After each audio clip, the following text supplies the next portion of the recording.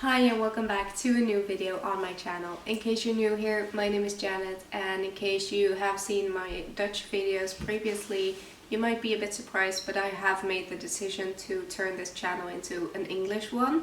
I am Dutch, however I live in Sweden and I have been living in Sweden for the past 20 years almost, which means that my Dutch is just not as good. I don't have the vocabulary that I do in Swedish or English, and since I have been speaking a lot of English through work as well, it just felt more natural and a bit easier to talk about books, especially since I also read the books in English. But anyway, there's a little bit about myself. I live in Sweden in a small town by the coast, and I live here with my boyfriend and my golden retriever, as you can see in the background. And I love reading books, so in this video I'm gonna discuss the 10 books that I would love to read before the end of 2025. So I have picked out some books that I would love to read before the end of the year. However, I am very aware that it might not be possible to get through all of them, especially since it's a pretty fantasy heavy TBR, which makes sense because in fall and in winter I do want to read more fantasy, but they also take more brain power and a lot more time and energy. And I'm not sure how busy I'm going to be with school. I'm studying to be a teacher, and I am currently in my first semester of studying. And so far it's been pretty intense, and I do have some internship days, and I just have a lot on my plate right now, so I might not have time to read all of them, but I'm going to try, and regardless I will keep you guys updated about what I read and what I don't read, of course. So let's get into the 10 books that I would love to read before the end of the year. And first of all, I have two books that I'm not picking myself, but that I have to read for my book club.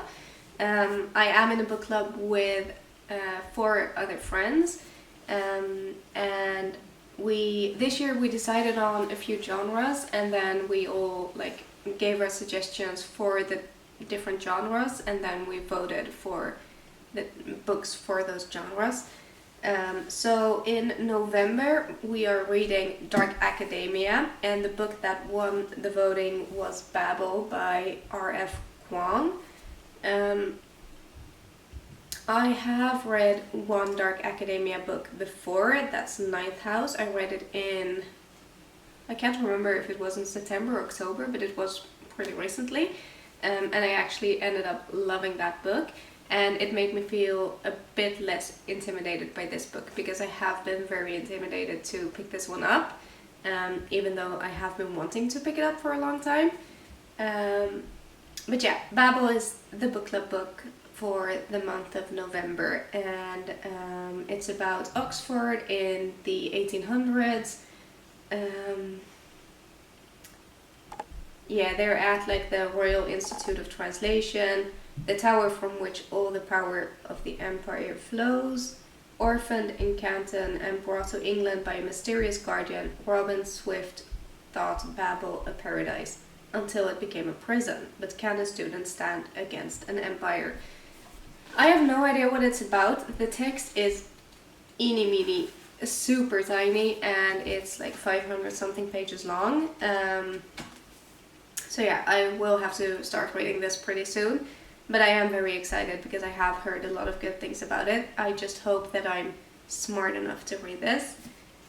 So that's the first book, and then for the month of December we are reading Winter Garden by Kristen Hanna, and I am super excited for this book. This was one of my picks, and I have previously read The Nightingale and The Great Alone by her, and I've given them both 5 stars. And so far The Great Alone, which was actually also a book club book that we read in, I think, the month of February or March. That is, so far it's my favorite book of the year, so I am very excited to see what this book has to offer, and I'm pretty sure it's an historical fiction just like all our other books. I don't know much more than that, but I am very excited, and this is almost 400 pages, but I'm pretty sure that I will fly through this once I get into it. So I'm very excited to be reading Winter Garden in December. Then I have a few books with mixed genres that I would love to read. I did manage to put one thriller on there. Usually I am very much a thriller girl, but I did make a video recently where I only read thrillers for a week. However, that video took me way longer than a week to film, and that means that I read only thrillers for quite a while. So I am in a little bit of a thriller slump, I would say. But I do still want to have a thriller on there, just in case I feel the need to pick up a thriller again, or in case I'm slumping or whatever. So the thriller I have chosen is The Only One Left by Riley Sager. I am very excited for this one as well. I've had it on my TBR for quite a while now, and I've heard incredible things about it. And from what I've heard, it's more like, it is a thriller, but it's leaning more towards horror. I don't know. I don't know what to expect from it, but I am very excited, and I hope it surprises me, because that's, I guess, the main thing that I want from a thriller.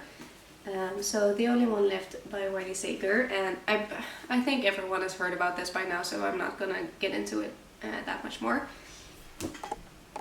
Then I actually have a reread, because earlier this year I listened to Beartown by Fredrik Backman in Swedish, because it's originally Swedish, and usually I read all of my books in English, but since it's a Swedish author, I felt like I should read the original version of it. And I did write in my review back then that I probably would have given it a 5 stars if I would have read it physically. But since I listened to it, I gave it a 4 star. So I would love to reread the book and actually read it and annotate it, because I do think that I would love this book. I have also bought the other 2 in the series, but I just want to do a reread before getting into those. So I really hope to reread Beartown by the end of the year, because obviously it's a pretty wintry series, so I would love to read the whole series and maybe do a video about it, because I do live in like a small ice hockey town in Sweden, so it would be kind of fun to compare what it's like in the books versus what it's like in real life. It really hit hard. Like, his writing is just amazing, and I have seen a lot of English YouTubers or American YouTubers who have read this series and who are uncertain if it's the translation that is just that good, or if it's Fredrik Backman as an author.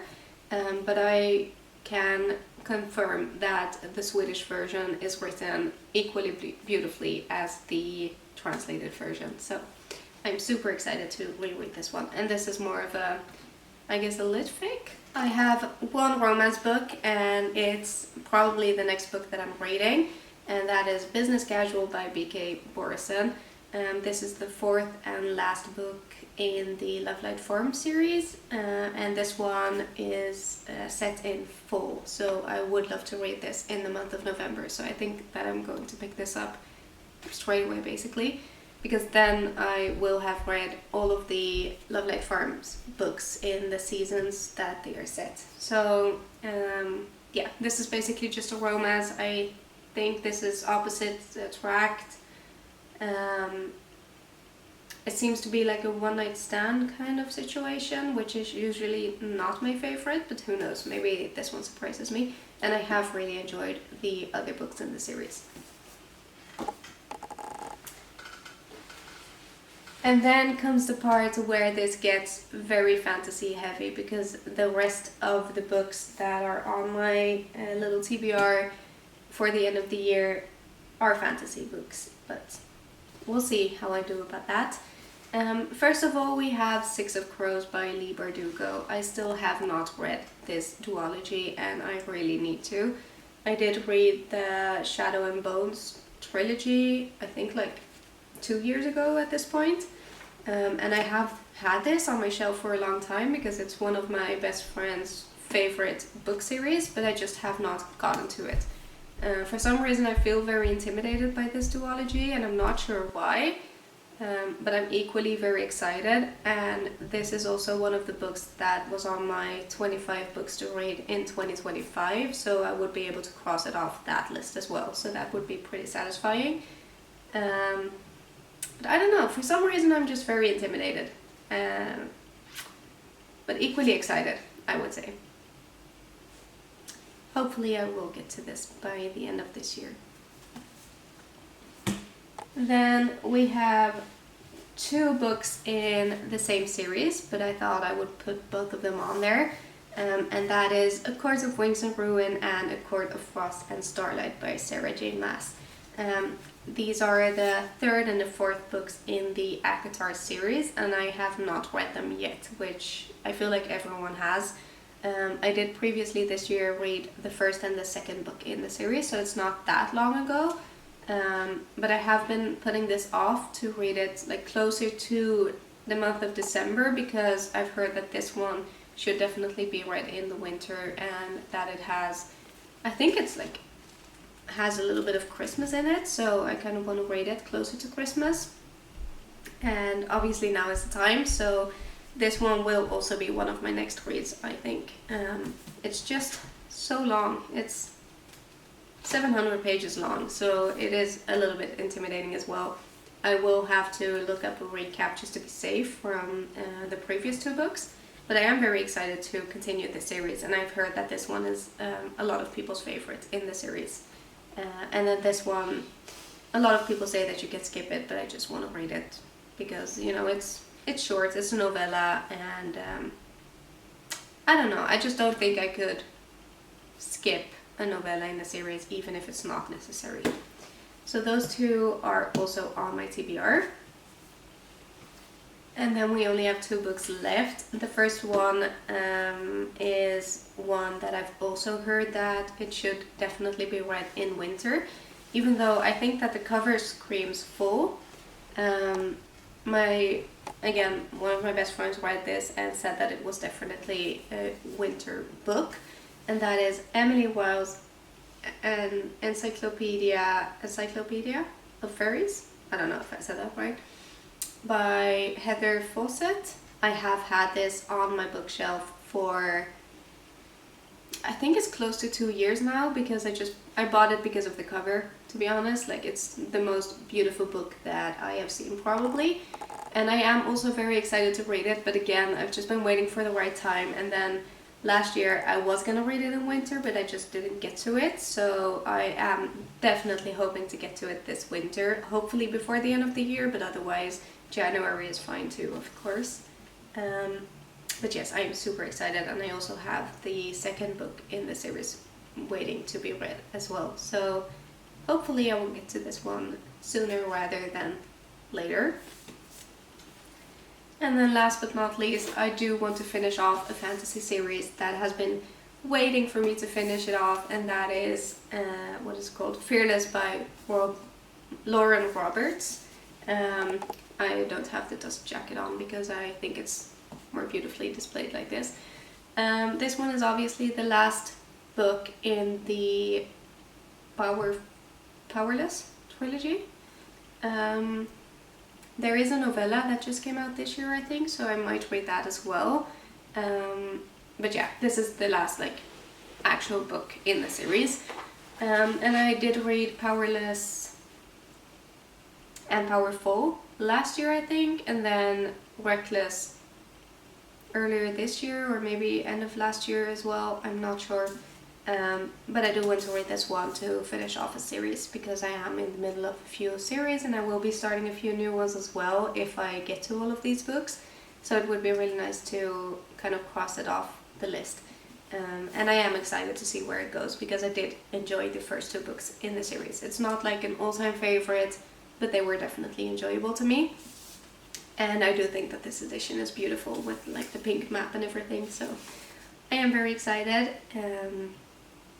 So that one is actually the last book on my 10 before the end. So seeing all of the books like this feels very intimidating, and I have no idea how I will succeed with this. Maybe I won't, I'm not sure. According to my Goodreads like reading goal, I have, I believe, like 11 or 12 books left to reach my reading goal, so I should be able to do it. However, that might be with like some audiobooks as well, and all of these I think I want to read physically since I have them. I usually don't like listening to audiobooks when I have the books physically because I've spent money on them, obviously. So these are all of the books that I'm hoping to read before the end of 2025. Let's see if I succeed. If you want to follow my journey and see if I can read all of these books and see what I think of them, please do press the subscribe button, give this video a like, and I will see you again in my video next week. Have a nice one. Until then, bye!